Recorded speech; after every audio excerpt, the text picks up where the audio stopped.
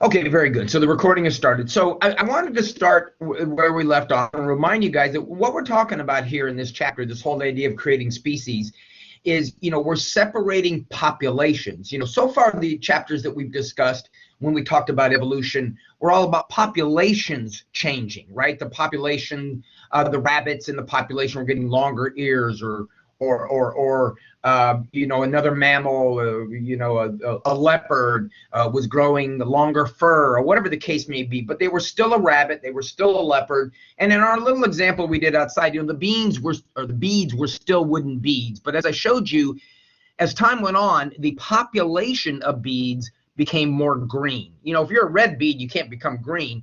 But overall, the proportion of the population was greener as we went through. So that's what we mean by, in evolution, the thing that changes, the entity that changes, is not the individual, right?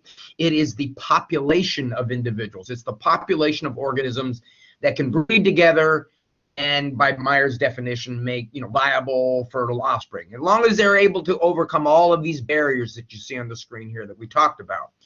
All right, so it's a group of individuals that evolves, and a group of individuals holds with it a very distinctive set of genetic information, right? And that distinctive set of genetic information, again, is what we call the genome. So maybe one of the, I'll put it on in just a second, Mark. Toward the end, I will. If we really want to kind of be better, if our definition, we say that what happens in evolution is a population's genome changes, right? And as I said in class, you have a genome and a population has a genome. Your genome is not going to change because it's you, but in a population where there's a bunch of genomes mixing and breeding, that the genome can change, and that's what's changing during evolution. But now the problem is, if the organisms that are evolving apart from one another are in the same area and still engage in reproductive behavior, then it's going to be very hard to get speciation out of that. It's going to be very hard to get a different species out of that, because since they are still reproducing amongst each other and overcoming all these barriers and producing viable, fertile offspring, you're always going to be mixing up the genome. So there's no way to break the genome up into two separate populations that eventually, maybe through time, become two separate species.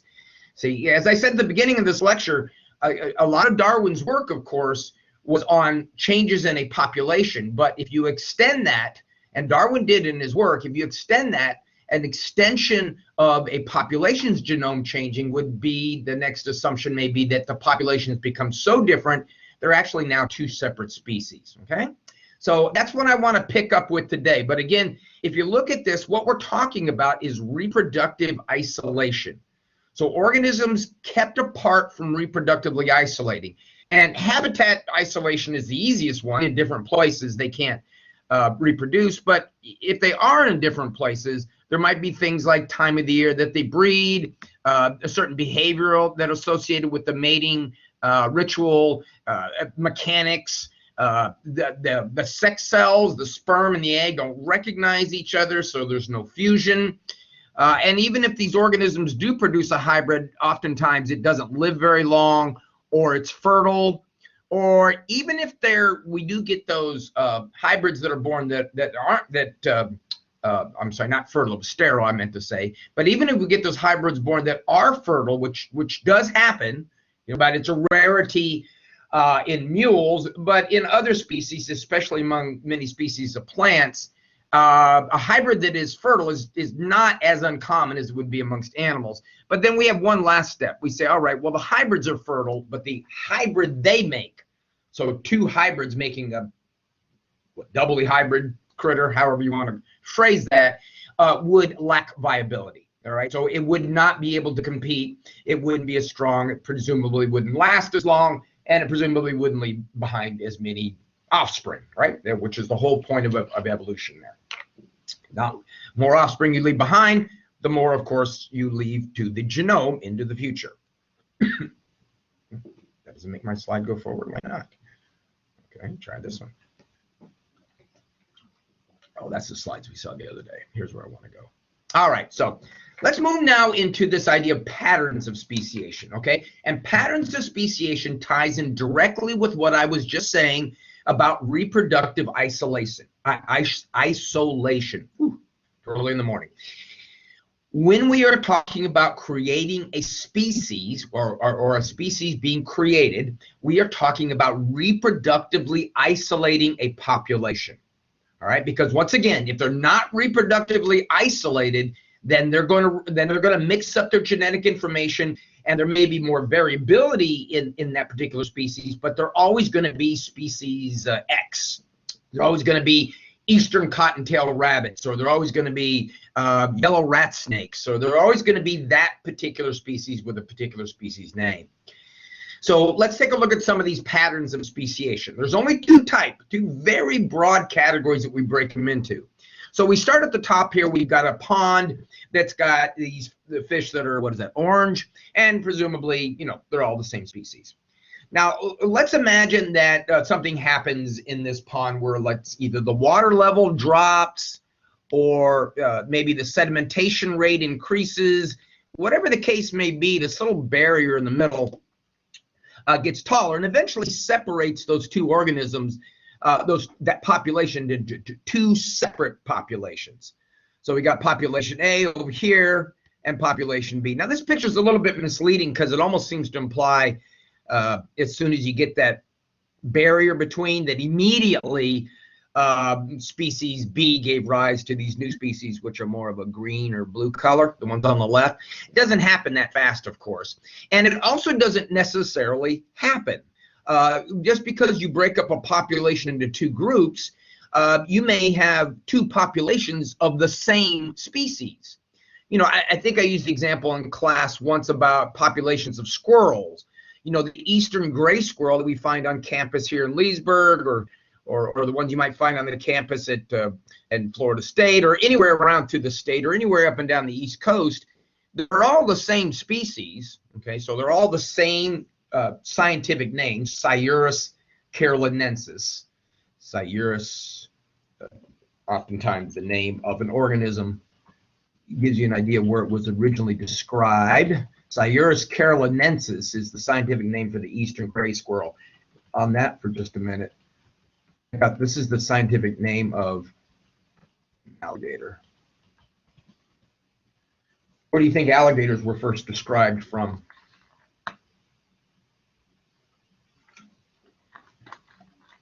Yep, there you go. See, a lot of times the name gives us an idea of where they were first described or where they're very common, but eastern gray squirrels are more than just in the Carolinas. But those eastern gray squirrels that I mentioned to you, those would all be the same species, but essentially different populations. Now, we could bring them back together and they would breed and they make viable fertile offspring. So by definition, Ernst Mayer's definition, indeed, there are the same species, but different populations. And different populations of the same species can indeed differ from one another.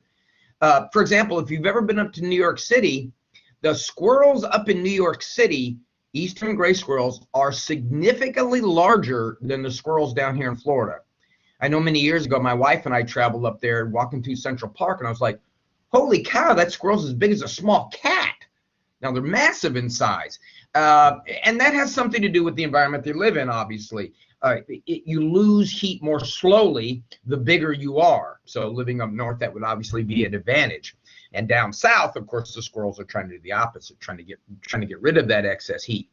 But again, they're all the same species. Now, if their environments changed dramatically, enough that there wasn't enough plasticity in the genome of the squirrel in this population to survive, then that population would either have to adapt, right, which is changing genetic information, just like we've been talking about, or it could go extinct, which is, again, usually what happens, all right?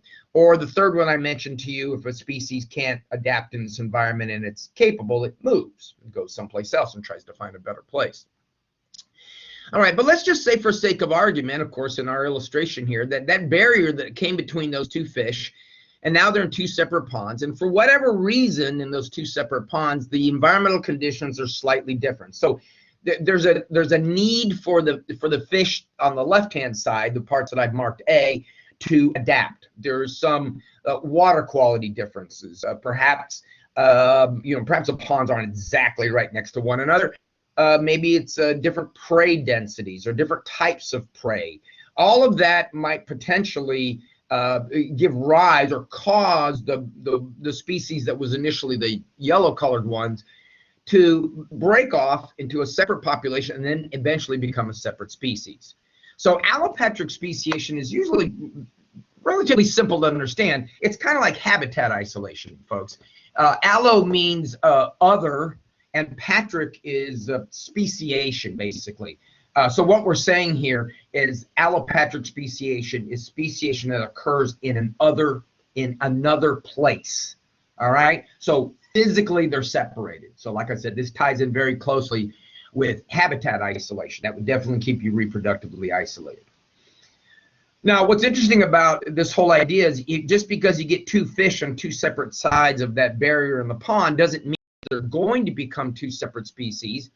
And it certainly doesn't mean, although the illustration kind of seems to indicate that, that's going to happen right away.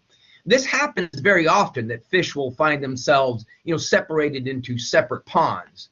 Like here's the pond that the A is in, and here's pond that B is in. And as I said, for reasons or whatever, maybe there's a flood that comes through, and these, the water between the two ponds, there's water between the two ponds so the fish can swim. And if they've been apart from one another for a relatively short period of time, and then they come back together, then you could actually stop the speciation event, or just flood the genome again with genetic information from everybody, so you wouldn't get a speciation. You wouldn't get species. So we'll look at allopatric speciation, as we go through and talking about these different groups of organisms. But one of the things I want to talk to you about is this kind of speciation that occurs in which organisms are still in the same place. All right, so there we go. Lost my bookmark here. So when we talk about sympatric speciation, this is a little bit more difficult. Sympatric speciation, sym means same or side by side. And in sympatric speciation, there's no barrier. There's no physical barrier, so habitat isolation wouldn't work for these organisms. There's no physical barrier that separates these species. And yet we still get different species arising within the group of the original species. Now, this is a little more common it's more common in plants than it is in animals, but it has been shown to occur in animals. And a lot of times, what causes this speciation difference is behavioral isolation, right? That was one of the other conditions we had for keeping reproductive isolation. If these two species, these two types of fish begin to engage in different behavioral aspects of reproduction, then they might start selecting fish more like themselves. All right, so the blue-colored fish might start mating with other blue-colored fish. The orange-colored fish would stay mating with the orange-colored fish. And again, you could get some speciation to occur when that comes as well. All right, so we'll talk about allopatric speciation, the easy one first, give you some examples, and then we'll go into the sympatric. Here's a really good example of allopatric speciation.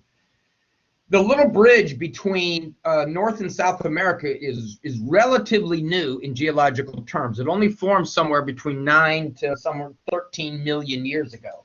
And it didn't form as much was always there, and the water levels dropped. And so that these isthmus of Panama became, rose from the sea. And of course, now that's a very good block for these shrimp species. Now, there are 30 species of shrimp in the Atlantic and the Pacific Ocean, and you can see the names. There's Alpheus formosus, Alpheus nuttingi, Alpheus milliceae, then Alpheus panamensis. All right. Now they're only showing you just a few here. What they're showing you though are what we call sister species, Alpheus formosa and Alpheus panamensis, and then the same with these two organisms over here, are very closely related to one another. They are separate species, but they are quite closely related. And that goes for the other 13 pairs. I said there's a total of 30 species. There's 15 species on the Atlantic side and 15 sister species on the Pacific side. So we're just looking at two of the sister species. the reason why these organisms appear so closely related, and quite clearly the Isthmus of Panama would be a formidable barrier for shrimp to get across, but it wasn't always there. So before there was this geographic block between them, these species of shrimp were all in the same area, and they were reproducing with other members of their own species. And so we didn't get the sister species. There would, I don't know what the original species was, but it would either been Alaphius formosus or Alaphius panamensis or some ancestor of that. Once the Isthmus of Panama formed about 9 or 13 million years ago, these shrimp were immediately blocked off from one another, right? Some are on the Pacific side and some are on the Atlantic side. And the conditions are different between the Atlantic side and the Pacific side, so adaptation had to occur. And so what we end up getting is, starting from, let's say, an original 15 species in the Atlantic side, when you get the Isthmus of Panama, we now have a total of 30 species, because there's another 15 on the Pacific side that are closely related, that are sister species, but are not the same. What's interesting, and this is something we'll talk a little more in later chapters, with genetic research and genetic techniques, which adds a lot. You remember I said defining species was difficult, right? Morphology, you know, sometimes species look alike, but they're not related. Think about convergent evolution, right? The organisms like the porpoise and the shark.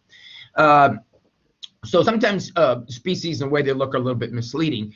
But the genetic research, or phylogeny is your family tree, basically. And we use phylogeny to help us understand who's related to who.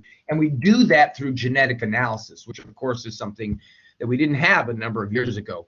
Well, anyway, with these guys, they've done genetic analysis of these organisms, and they have determined that indeed these sister species are closely related to one another.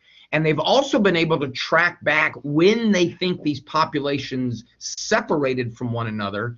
You can actually do that because there's actually a molecular clock at the rate at which genetic information is mutated. It occurs on a relatively regular basis. So you can get a rough idea of how long ago this happened. And this genetic split between these species occurred about 10 million years ago, right about the time the Isthmus of Panama was forming. So again, this is this great thing that happens in science when we bring all these disciplines together, right? We throw in a little bit of the geology, and the geologist can tell us when the isthmus formed, and we look at the biology and examine the genetics, and we say, oh, you know, it's interesting.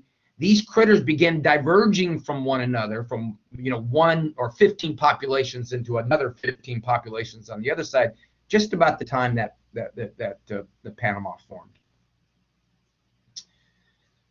Everybody knows that old trick, you know, if you went into the Panama Canal on the Caribbean side, if you went into the Panama Canal on the Atlantic side, would you end up on Earth further west or east when you came out on the Pacific side?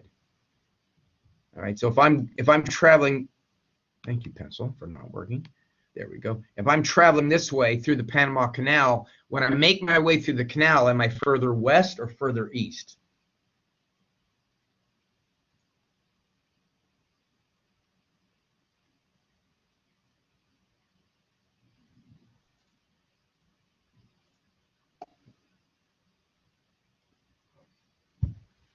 Thomas is looking at the canal that's right there, huh?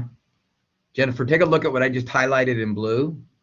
That actually, Thomas is right. As you come through the canal on the eastern side of the isthmus, when you come out on the western side of the isthmus, you're actually a little further east. The canal doesn't cut straight through. It angles back on itself. So you do end up a little bit further east.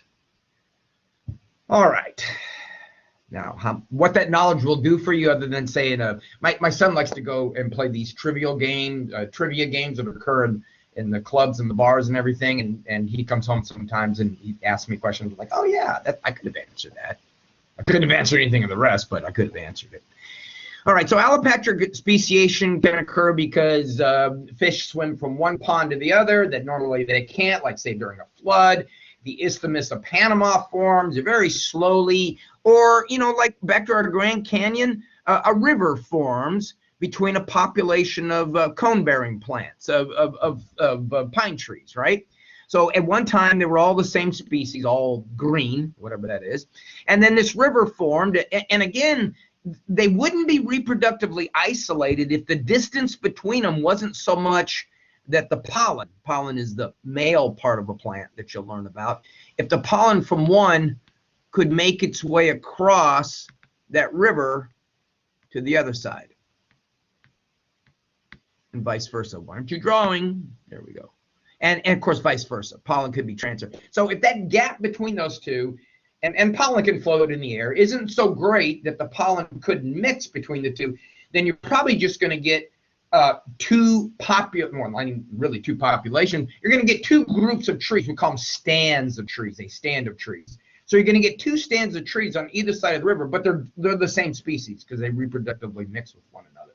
But if they don't reproductively mix, then again, it's habitat isolation. And if there's something slightly different on one side versus the other, soil differences or anything that you could come up with, any of those environmental differences that we know cause organisms to adapt, you could indeed get two species out of that. Another way species can actually form is by moving. It's the opposite of the barrier forming between them. It's the organisms moving around a barrier. So as a species would disperse, there we go, that's the word I was looking for. As a species would disperse into the environment, having a heck of a time with the English language, you might get a situation like you see in the upper right. You might get a situation where you have this one species on the, say, the north side of this huge mountain, and as the species dispersed and as they moved out and found suitable habitats, you can't go over the mountain. So what they did is they went around the mountain. Now, and that may take, we're not talking about, you know, a critter walking around the mountain. We're talking about this organism's expanding out, population getting bigger. So as these populations expanded around the mountain, they would be separated from one another. So they could potentially become two separate species. And the litmus test for that is actually very simple. If it's been long enough and these two organisms have spread far enough to actually become coincident again, all right, so they're back together. All right, now you answer the question for me. What test would we do to find out if those species, when they come back together, those two groups of organisms, what test would we do to find out if they're the same species or not? In other words, has allopatric speciation occurred? Are the ones in blue the same species, or are they the same? What test, what very simple test would you do?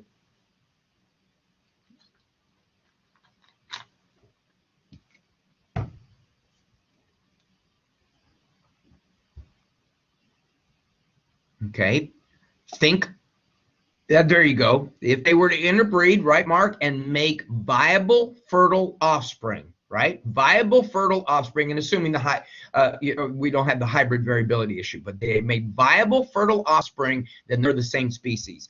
Now, on the other hand, if you tried to interbreed them and they couldn't, or they didn't make viable, fertile offspring, or their hybrids died, or the hybrids of the hybrids, all those hoops that you got to jump through that we've been talking about, then indeed we can say speciation has occurred. Now, what decides whether that happens or not? Well, environmental conditions on either side of the barrier, if they're dramatically different, the length of time those species are apart before they become coincident at the other side of the mountain, right? So, you know, time and environmental conditions are going to be the biggest predictor about whether you're going to get speciation or not. There's the old story, not the old story, but the old very good example. If you ever go out to the Grand Canyon and you take a tour of this, the fellow leading the tour will tell you these are chipmunks. The fellow leading the tour will tell you that the chipmunks on one rim of the Grand Canyon are a different species than the chipmunks on the other rim. You can see the name. A lot of times with scientific names, I tell folks, go back to what you learned in school. I don't even know if they teach this anymore. Phonics, you know, sound out the word.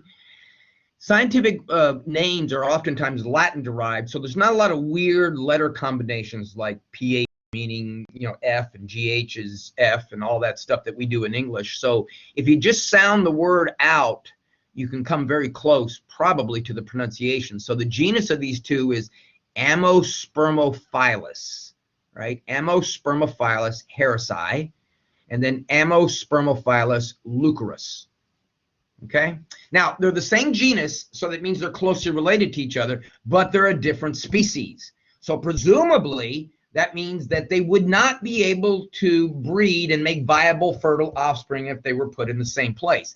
Now they're not in the same place. One's on one side of the Grand Canyon and one's on the other, and as much as chipmunks would like to make it across that Grand Canyon, perhaps there's no way they're going to be able to do it. So they've been separated from one another. Now, the interesting thing that the guides will tell you out there, hopefully they'll tell you, this has been years since I've taken the tour, is that at one time, Amospermophilus, leucurus, and harrisi were all one species in one area. So here's my little map of where they were. And they were all throughout there, right? The species were all scattered throughout. And just like in the picture of the trees, the Colorado River eroded through and separated these guys into two separate species. Okay? All right. Now, allopatric speciation can also occur in which it's not a geographic barrier physical, it's a geographic barrier based on distance. All right? Let me show you what I'm talking about. So this is a group of pine trees, a group of conifers. And the ones in the foreground that have the X's through it, I'll tell you what that is about in just a second, is the same species. And then the ones in the back are the same species. So we would call these one population of trees. They're all sharing pollen and mixing with one another. And a botanist would come along and say this would be 3 stands of trees. Stand, just like when you stand up, same word. A stand of trees. And for many, many years, these all shared the same genetic information. So collectively, this would all be one giant genome. So they would all be the same species. Well, let's imagine that instead of a mountain forming between them or some sort of a river carving between them, what if something happened? And this could be some like genetic drift thing, a boulder, an earthquake, a landslide, or a parasite that confined its attack to just this group of trees that you see with the X's thrown, right? So they all die off. Those trees are now gone. Now, before, you could share the genetic information, the pollen and all that sort of stuff, because even if these trees here in the foreground, that was a little too far for their pollen to make it to the trees back here, they could, obviously the pollen could make it that distance. And these guys are like a stepping stone. When they were alive, they could share pollen and genetic information with those trees. So even though maybe this route here between them was too far, there were stepping stones. But now when these are gone, there's no stepping stone, right? When these are gone, so that's a kind of geographic isolation that doesn't involve a physical barrier arising. It's like a stepping stone being removed. Those trees in the X's dying now separates the trees in the background and the ones in the foreground into 2 separate populations. And again, there's a possibility if environmental conditions are different and if it warrants adaptation, then there's a possibility these organisms can become 2 separate species. Among animals, this allopatric speciation is something we very often find on island chains. Island chains, everybody remember what an island chain I wrote, right? Is an archipelago. I just like that word. I can't remember if there's always an I there, but archipelago, that just sounds good. Archipelago is a collection of islands. Remember the founder effect back in genetic drift?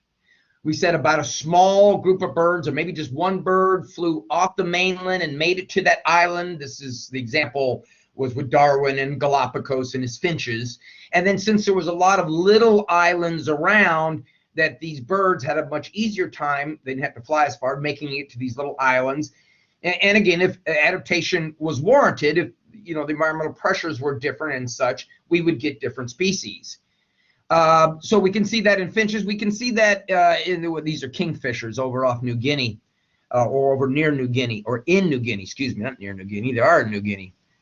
my botany teacher in college did a lot of work in Borneo and New Guinea. He had all these really awesome stories about wandering through the jungles of these places. Now, he was a botany guy, so birds wouldn't have been quite as much interest on him as it would be for someone who's a zoo major. But that founder effect that I talked about earlier can lead to something we call adaptive radiation. All right, let me show you how this works. So we've got a mainland population of kingfishers, and then there's down below, there's the habitat of another group of mainland population of kingfisher. Now, we say mainland, we're going to assume that those were either, their mainland is either New Guinea, or they came from an island close enough that the movement between those islands isn't uncommon for these kingfishers. Now, look at the little islands offshore, the archipelagos. See these islands up north and down to the south? If birds flew from the mainland over to those islands, and let's say the island was, enough distance away that the chances of mingling the genetics were pretty slight. It doesn't mean that some birds don't occasionally go back and forth, but it's going to be how many, really. But if these birds moved off to these isolated islands, right, where they were pretty much only breeding with themselves, and again, if adaptation warranted it, then what we might get is a different species of these kingfishers evolving on different islands. Now, it doesn't happen all at once. From an ornithologist or a bird person point of view, what probably happens first is these isolated island birds become what we call subspecies. A subspecies, there can be many different subspecies. I just mentioned rat snakes at the beginning. There's a lot of different subspecies of rat snakes. If you see a scientific name and it's got 3 parts to it, like for example with humans, our really full scientific name is Homo sapiens. Spell my own scientific name, sapiens. This is our full, it's genus, species, subspecies. The reason why we use that is because there's another Homo sapien out there, not on Earth anymore. They're extinct.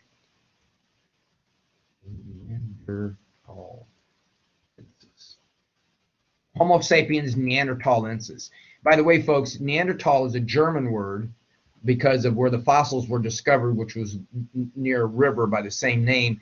And in German, th is not th, it's tuh. So that's not Neanderthal, that's Neanderthal. So Homo sapiens neanderthalensis and Homo sapiens sapiens were the same species. We know, we have good evidence to suggest that modern humans, Homo sapiens sapiens, bred with Neanderthals and produced viable offspring. There's no more Neanderthals alive anymore, but that's what I mean by a subspecies.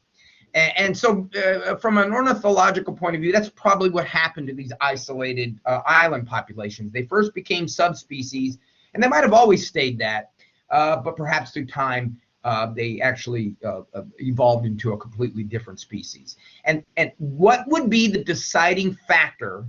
What would be the deciding factor whether those island populations of kingfishers became a separate species or not? Or let me rephrase the question. What would have to happen to prevent them from becoming a separate species?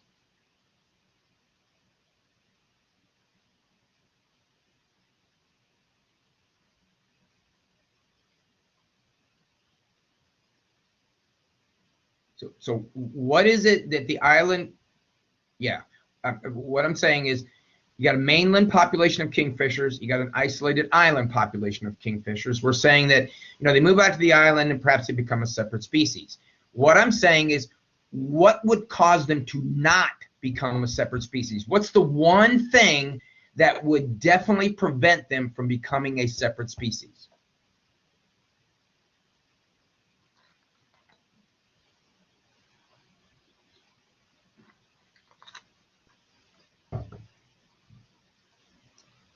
The other day in class, with that lecture, we went through a bunch of steps, and those steps were all intended to keep species apart.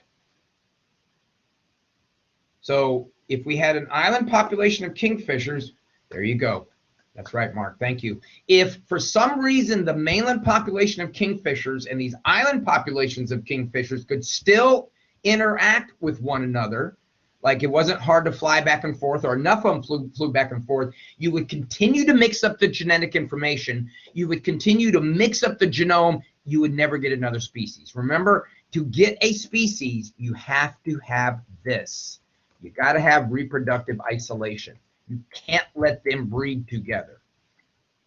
Okay, that's the key to all this. Now, what happens on island chains very often, especially with these more mobile kind of critters like birds, is if they do move out to these surrounding islands and they do speciate, so in other words, they do become a species, we can actually get what's called this very cool thing known as adaptive radiation. And what adaptive radiation is, well, the adaptive part, you know, organisms adapting. But the radiation means that on island chains, you can oftentimes see evidence that, you know, one species arrived on the island chain, and then, oh my goodness, kind of like Darwin, 13, 15 different species, we get this radiation of different species.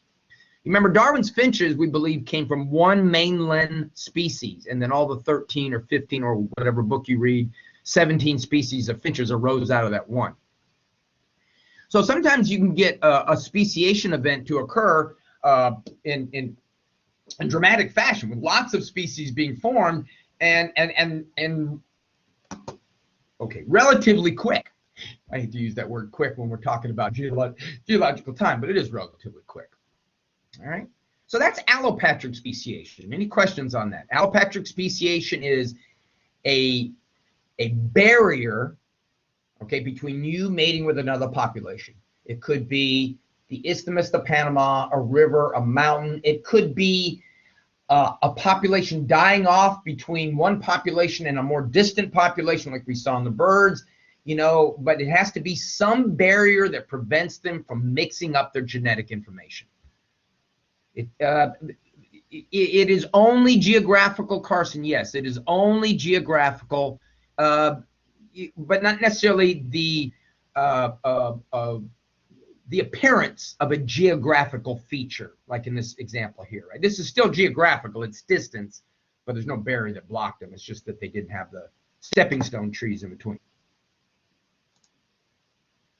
You got that? Does that make sense? Sweet. Okay. Now this one, a little bit funkier, sympatric speciation. What happens in sympatric speciation is, as I said before, is species arise within, they say, within the ancestral population. Within the ancestral population, we get another species. So, you know, like you see in the picture on the right, the water level is up above this geographic barrier, so that's obviously not going to be an issue. And we initially started with those orange-colored fish, and we get other fish of a different species than in the blue color that you see there. But you notice, because there was no geographic barrier, they were always mixing their genetic material. Now that's very different than what I just told you. Because I told you, if you're mixing genetic material, you're not reproductively isolated. If you're not reproductively isolated, then you can't have a different species, because you're always mixing up the genome. So this is in animals, and we'll get back to fish in just a second and how it happens in them. But let me turn first to an organism that actually can do this a little bit easier than, say, the animals do. Let's talk about plants. Now, you remember from Bio 1, you were talking about genetic mutations, and there were two that you discussed when it comes to number. For example, one of the mutations was an aneuploidy. See how much y'all remember. What is the definition of a chromosomal mutation known as an aneuploidy? Either you remember this or you're really quick on Google. Carson, you should remember this. It was only, what, a couple months ago. What is an aneuploidy?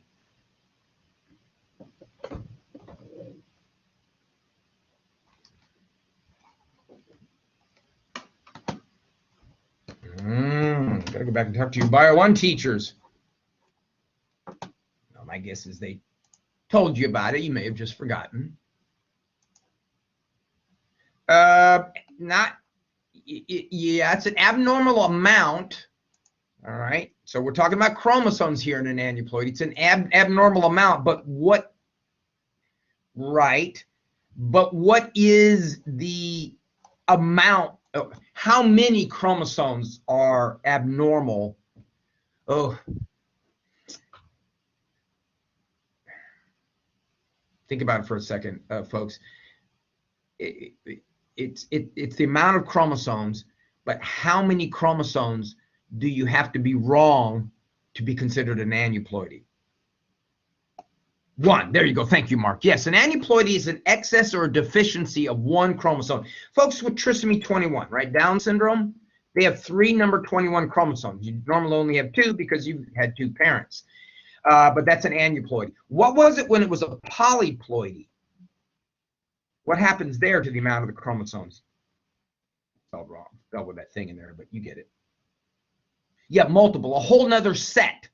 Right, a whole nother, Thomas, it's more than that. It's a whole nother set of N. Remember, N plus N yields 2N, okay? But in an aneuploidy or in a polyploidy, what happens is the sperm or the egg, and sometimes it's both, through some sort of meiotic error, the sperm or the egg are diploid, and then you get a normal gamete from the other parent, and you got triploid. Right, so that would be a polyploidy, and it can also occur between egg and sperm, or both gametes are messed up, so you get a tetraploid critter. Now that is a polyploid. And I would imagine when you talked about it in class, your instructor would have mentioned that polyploid conditions, especially in animals and many other critters, is usually a strong detriment. Many times these organisms won't even be born, won't even be conceived, and if they are, they don't live very long, and if they do, they have all kinds of problems. I knew a friend of mine did some research, and he showed me a karyotype. You remember karyotype is a picture of the chromosomes where you lay them out, and you can see, oh, here's the number 1s, the number 2s. You saw that in Bio 1, but he showed me a karyotype of a patient who was actually tetraploid. They had twice as many chromosomes, so instead of having 46, they had, 92 chromosomes. That person had all kinds of problems you can imagine. Now, polyploidism it appears to be a bit more tolerated among plants. In other words, what I mean by that is plants can seem to survive and even thrive in some conditions after having undergone a polyploid mistake. Now, there are 2 types of polyploid that occur. There's those that occur intraspecifically, and intraspecifically is going to be members of the same species. So this is called autopolyploid, or interspecifically, and that's going to be allopolyploid. Remember, folks, allo means other.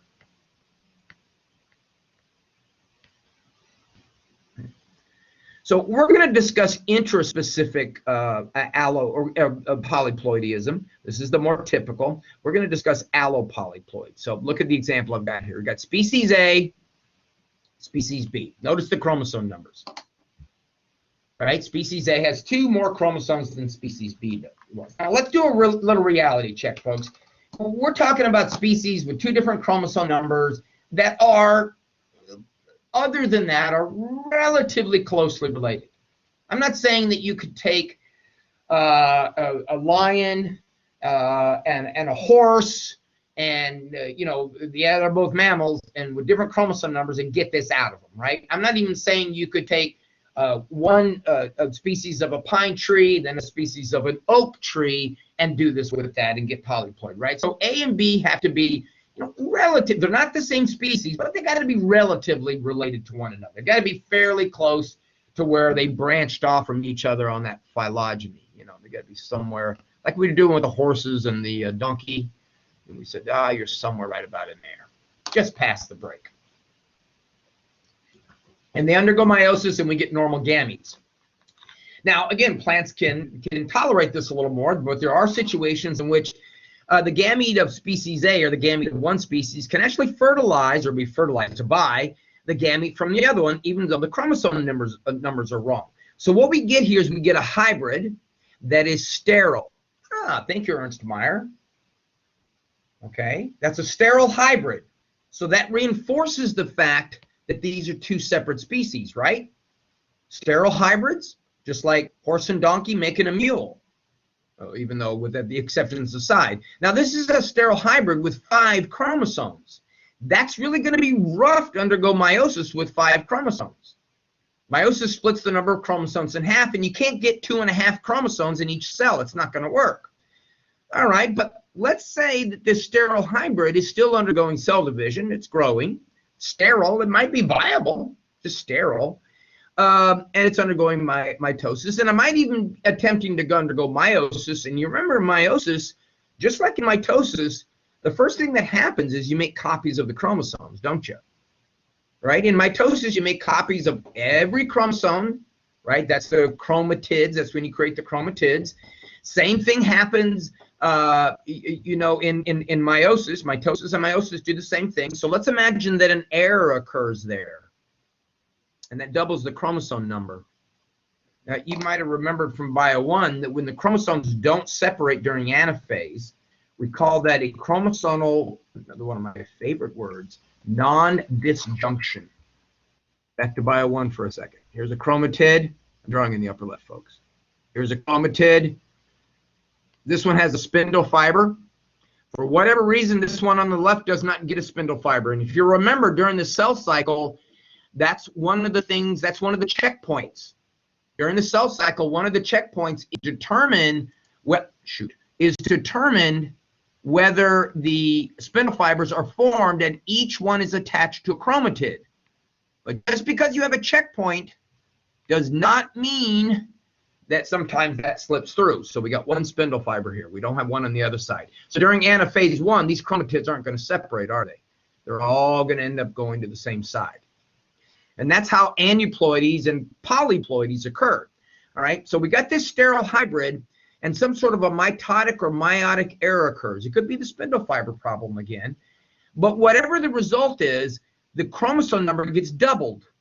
So now instead of having 5 chromosomes, an odd number, we have a new species that's viable and fertile, and it's got 10 chromosomes. So it does have a 2N. So now we can undergo meiosis and create haploid cells and engage in the reproduction that you learned about in Bio 1. So you see how that works, right? So we accept the intermediate sterility of the hybrid, okay? But now that hybrid, as it's undergoing mitosis and meiosis, could potentially recreate the doubling of the chromosomes, and now we have an organism that's got homologous or chromatids and homologous pairs of chromosomes. All right? Does that make sense? Now, what usually happens during this is death. The organism doesn't survive. But if we do get those right errors in the right places, we do get a doubling of the number of chromosomes. Now, I said homologous chromosomes. I'm looking at myself going, that's going to be a problem because we don't have homologous chromosomes. This one right here is not homologous to that one, even though they're the same size. But what would happen, homologous chromosomes pair up, folks, not because they go, hey, you're chromosome number 5. It actually has to do with structures on the chromosomes that allow them to stick together, kind of like ionic bonds. So if these chromosomes, even though they came from different places, were to pair up together during synapsis, then they would act as homologous chromosomes. Allopolyploidy is something that occurs in plants, oftentimes with, or many times with successful results. You get a viable fertile hybrid, and it's also something that we use a lot in agricultural research. Bread wheat, the stuff that we eat, bread wheat was developed through scientists actually promoting allopolyploid conditions in species of wild grass. See, on the left there, this is just a wild grass that grows normally. Wheat, the way we look, the Triticum aestivum, didn't grow wild, and in any of its precursors, even though they grew wild, weren't nearly as nutritious in terms of how much food they made as the bread wheat. So we took one of those wild species of grass, engaged in allopolyploidy, stimulated it to do that, or encouraged it to do that. There are ways you do that chemically, and we get bread wheat. All right, so common and useful in agriculture.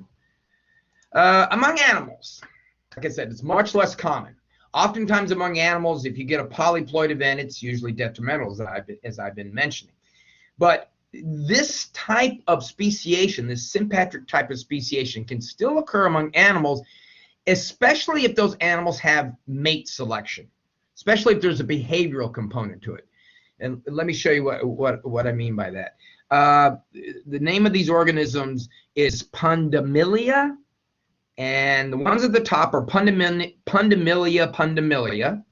Many scientific names of the genus and the species is the same. Here's one for you. That's the genus and species for an organism. What organism would you think that is that I just typed? That's what it is, Rattus rattus. All right, so Pundamilia pundamilia is the organisms, and we're looking at the male specifically because this is a female mate selection thing. So P. pundamilia, there we go. They're cichlids in Lake Victoria. And they have a rather drab coloration. They have some vertical stripes, but they have a rather drab coloration overall. Pundamilia nairi, that's the one on the bottom, is similar in body form, but you notice it's definitely more colorful. It's got that bright orange across the top. So what we found out when looking at the behavior of this fish is female Pundamilia pundamilias, females of this species, would look like the male, so they wouldn't be quite as colorful, and they would choose males to breed with them, okay? Breeding with organisms that look alike. And the females of Pundamilia nairi, well, they would pick males that looked like them. So the question was, were the females selecting the males simply because of the way they looked, right? Whether they were brightly colored or not, or were they picking them because of some other factor? So really, really neat experiment. I love this experiment, when you think about how it was done. Here's what they did. Hypothesis. Observation, of course, is that the females are selecting different males. Hypothesis. Do females select males based on the way they look? And if that is the case, would it be possible to confuse them about the way the males look, and would they mate with males of the other species? So they bring these Lake Victoria cichlids into a laboratory, and in an aquarium they put them all together, both species, and then they shine orange light, just orange light down on the aquarium. So when you shine orange light on the aquarium, everything kind of looks orange. The Pundamilia pundamilia males look orange, and the Pundamilia nairi were orange, and they still look orange. When they bring those into the laboratory and then put in the females, the trick is, will the females know if they both look alike? Well, we got our answer because here's a hybrid. This is a Pundamilia hybrid. It's a mix of Pundamilia pundamilia and Pundamilia nairi. And this is something that occurred, not just in a laboratory. This is one we found in the wild, and we found it in the wild in turbid water. What does it mean when water's turbid?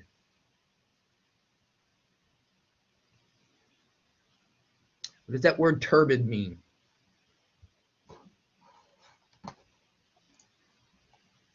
No, not moving. Moving water will oftentimes be turbid.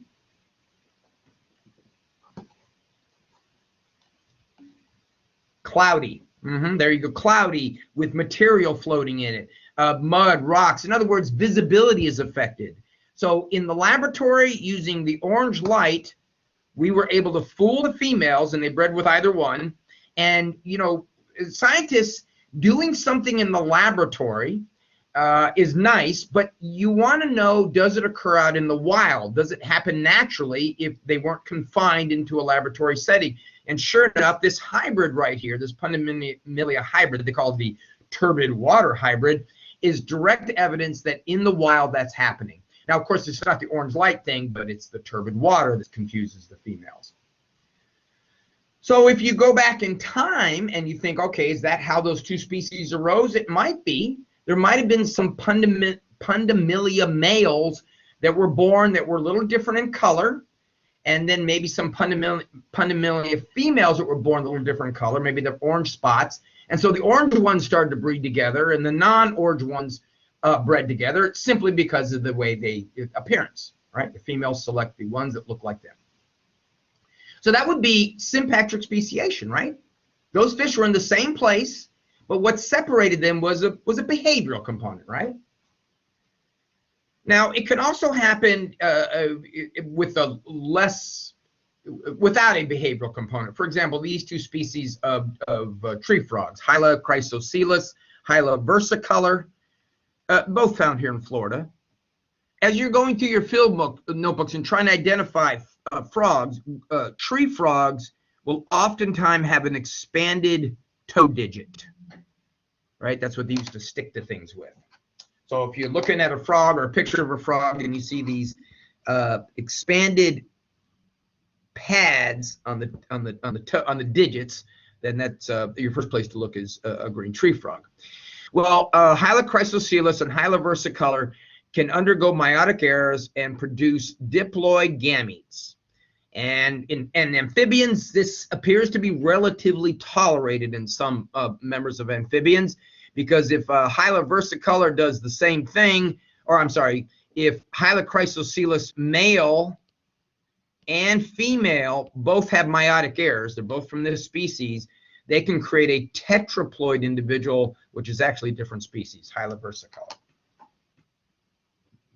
Now, Hyla versicolor can breed amongst itself with other Hyla versicolor, and they're all going to have that 4N number of chromosomes. It's actually going to be 2N for them. But the arising of Hyla versicolor is what we're getting on. Some meiotic error that occurred in a male and a female of chrysochelys created diploid sperm and egg, and that's where versicolor came from. Now, again, a lot of these times, these things don't work out this way, but these are just the success. All right, any questions?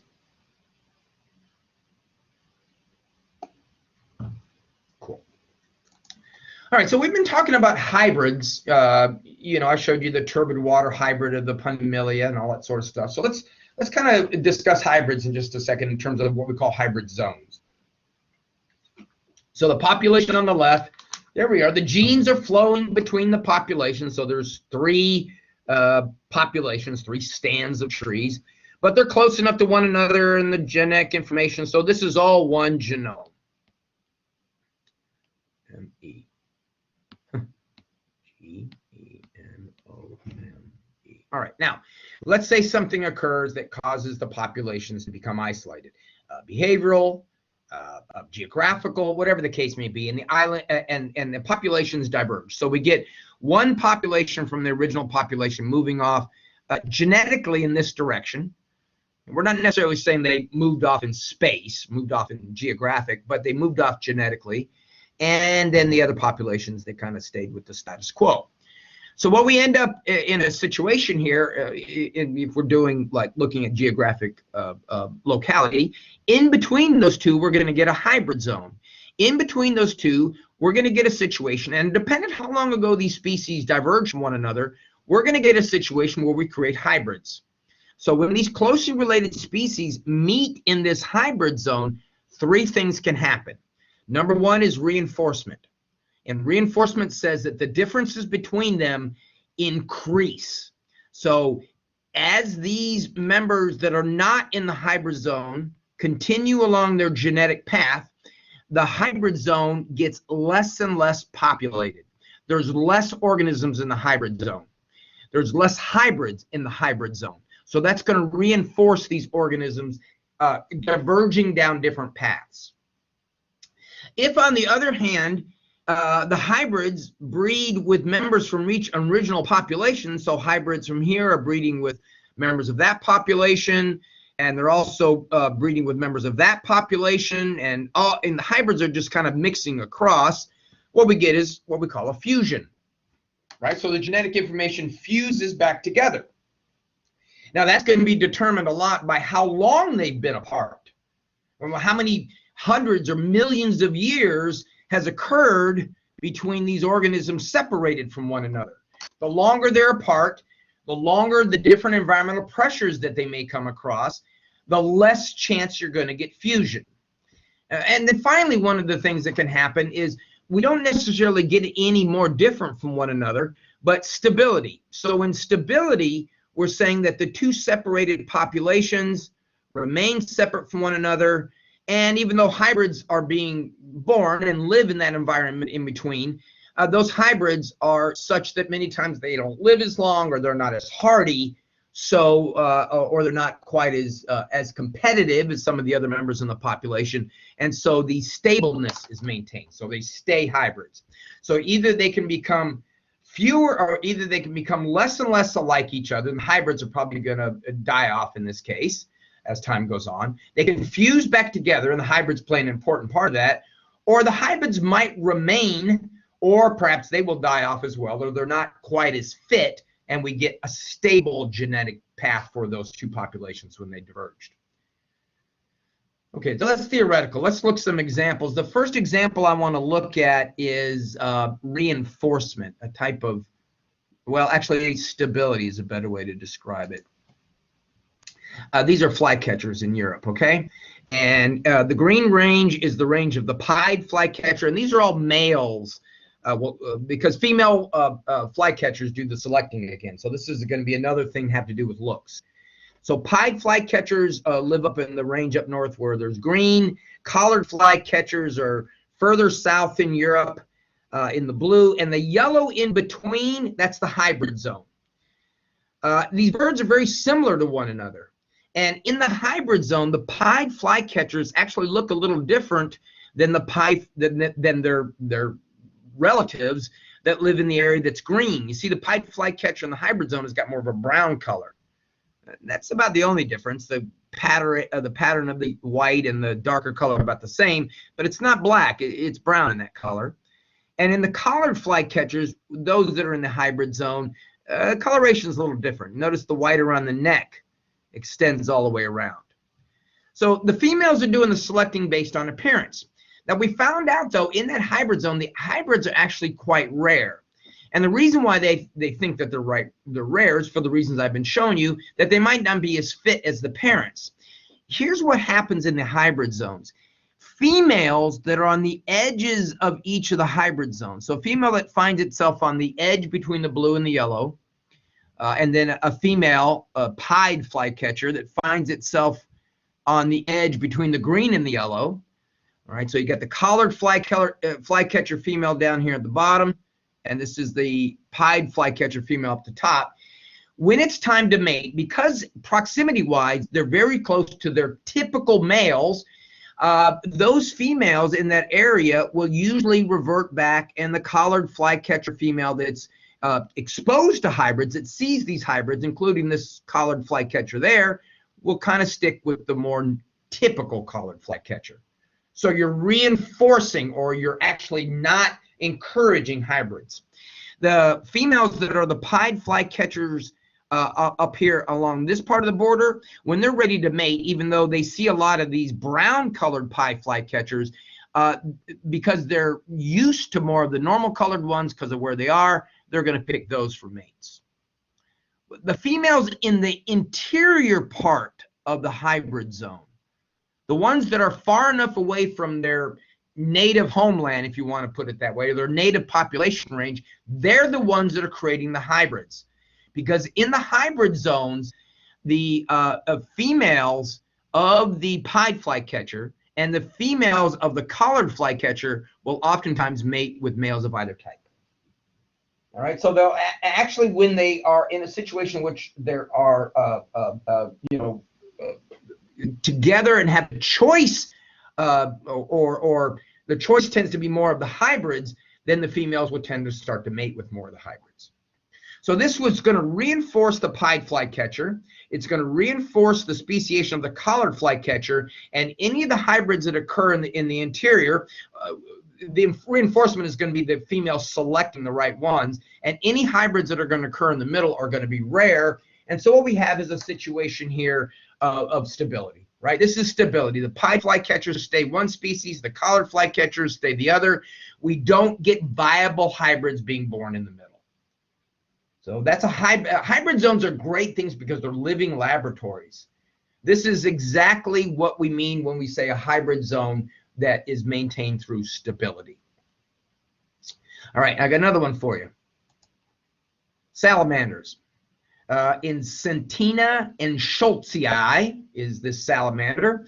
This is a North American salamander found on the west coast of the United States, and an example of what we call a ring species. And let me show you how this works. So once again, this is like the mountain I showed you, where the mountain doesn't arise there, but the species disperses and eventually makes its way around either sides of the mountain. So up at the top, we have an Oregon population of this particular species. And as time has gone on, they've moved south. And as they do, they come across this mountain range. This is a mountain, the Sierra Nevada Mountains in California. Salamanders don't live in these mountains, but they live on either sides of the mountains. So if we look on the coastal populations, what we get is we have the yellow-eyed, right? And the yellow-eyed ones occur on both sides of the mountain. They're in the green.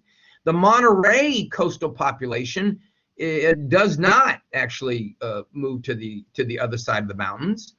Also notice as we're moving further south, we're introducing more and more species. Speciation is occurring. The environments are different, folks, from Oregon down to Southern California. All right, so through time, these salamanders are moving south, and on the other side of the mountain, we got the Sierra Nevada population, we got the yellow blotched population, and we have what we call the large blotched population. So we have inland populations and coastal populations. Now the question is, are those two separate species? Have those populations diverged to the point where they no longer can be considered populations, they should be considered species, all right? Well, when they come back together, there's actually a little gap at the ring there, but where these organisms come back together, where they start to meet up again, there's our living laboratory. How long does it take for a species to diverge?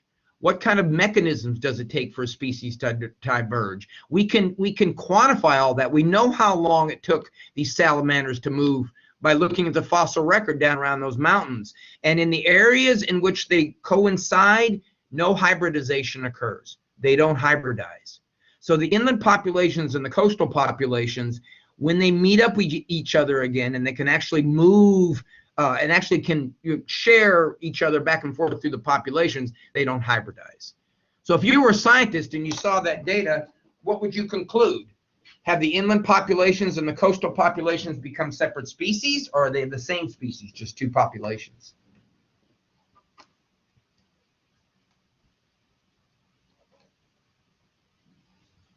Important part is that right there. Right? Yeah, they don't hybridize, then they're different species. Okay? Now, the ones up higher up in the geographically higher up, you might say, well, could the Sierra Nevada coastal population, could it reproduce with, or inland population, could it reproduce with the Monterey coastal population and produce viable offspring? Maybe. But physically they can't make it there. What is interesting to note, though, is at least among one members of the population, the yellow-eyed, even though they're on both sides, they still stay separate from one another. Okay, so that means that by time that one original species made its way about this far down the coast, that enough changes had occurred between those two that they wouldn't have been able to breed one with the other. This would be fusion, yes, absolutely, Tom. That's right, you'd be fusion. Oh, I'm sorry. I take that back. Not fusion. It would be stability, because no hybridization occurs. Fusion is if they got back together, and yeah, and they were the same species. It could be reinforcement too. We'd have to look at the history of these as they move on into the future. Okay. Yeah, we got time. Good deal. The next slide I want to show you is something Darwin didn't know. And this is the thing that bothered him. Remember I said in the Cambrian explosion 520 or so million years ago that it seemed like all of the modern groups of animals, actually modern groups of organisms in general, but especially among the modern groups of animals, they all seem to arise very quickly, within 20 million years. And Darwin had just gone through his life arguing and refuting the idea that the world was a new place, that the world was a very old place. He needed that millions of years. He needed that geological evidence to support that the Earth is millions of years old, because if he didn't, then you're not going to get this species diversity we see on the planet. So what Darwin was aware of, and what Darwin believed was the only mechanism as far as the pace of evolution, was something called gradualism. And gradualism means exactly what it says. You got this one starter species, and then through time they diverge, and we eventually end up with separate species. Now, where that happens along the way, you know, these could still hybridize, and maybe these do, but the hybrids die, and then finally maybe they don't hybridize at all. So gradualism was known by Charles Darwin. Gradualism is a gradual change in populations through time. It's a gradual a creation of species. But what he did know about was punctuated equilibrium. And if he'd known about punctuated equilibrium, it might have helped him understand the Cambrian explosion. Punctuated equilibrium says that for many, many years, millions or whatever, there's little or no change to the lineage of a species. And then for a short period of time, relatively speaking, and that could be caused by a geographic change, climatic change, some behavioral component that arises, but in a very short period of time, we get the rise of another species. Now, the way that's drawn is a bit misleading. Let's not say that it comes straight off, but let's say that it kind of comes off at an angle, indicating that a little more time. This almost implies that one day this bird woke up and it was this bird. But we're saying that the break-off occurred and we get this species. And then maybe this species might undergo gradual or maybe no change. And then sometime down the road, our original species breaks off to another branch. And so what we end up with is this is our original species, and these are two different species. You see, in gradualism, what we get is there's our original ancestral species. It's gone. We have these two new species. So again, this does happen. And it causes species. This causes species faster. Now, that was what Darwin didn't understand. During the period of the Cambrian explosion, we believe that a lot of punctuated equilibrium events occurred, and it caused these species diversity to increase rather rapidly. It couldn't have happened in gradualism in that period of time. But again, Darwin didn't know all the mechanisms of evolution. So if you ever hold a seance and you got Charles Darwin coming to see you, let him know about punctuated equilibrium. He'd be happy to hear. Now, punctuated equilibrium explains something. For many years, and folks, I know I'm a little bit up on time. If I do go over by a minute or two, please, if you can, just stick around. For many years, we were concerned about transitional fossils. Later on in class, we're going to learn about how fish were the ancestors to amphibians, ancestors to reptiles, ancestors to birds and mammals. And the question always is, where's the half fish, half amphibian? Or the part fish, part reptile? Or the part reptile, part bird, or reptile, part mammal? All those transitional forms. Why don't we find those in the fossil record? In the fossil record, we find lots of fossils of dinosaurs. We find lots of fossils of ancient birds. We know that dinosaurs and birds evolved from a common ancestor. And I'm misleading you with this picture, folks, that this isn't the species of dinosaur of which birds came from. But where are those parts in between? And we have begun to find fossils of those. For example, this is Archaeopteryx, and this is a picture of Archaeopteryx. Archaeopteryx was part bird, part reptile. It had teeth like a reptile, claws like a reptile, a long tail like a reptile, but it had feathers. All right, and it lived like a bird would. Now, it couldn't fly, maybe a little bit like a chicken, because of the fact that it had symmetrical feathers. You see, feathers first came on the scene not for flight, but for warmth. And birds are warm-blooded critters. The earth was cooling off at that time, and reptiles don't do well in cool environments.